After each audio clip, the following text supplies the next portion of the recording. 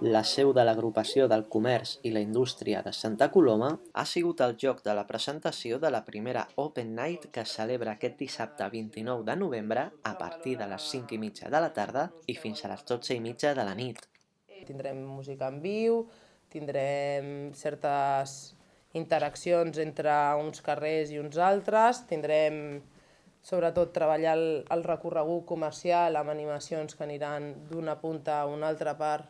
poder senyalitzar i visibilitzar el passeig comercial, que també creiem que és molt important, no?, dins d'un centre urbà. Més de 160 establiments participaran en aquesta iniciativa que vol promoure el comerç de la ciutat a través de l'original proposta de presentar aparadors interactius.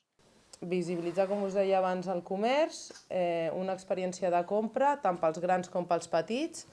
i posar un punt dins de tot el que seria àrees comercials i superfícies, marcar Santa Coloma com un eix comercial, un centre a cel obert.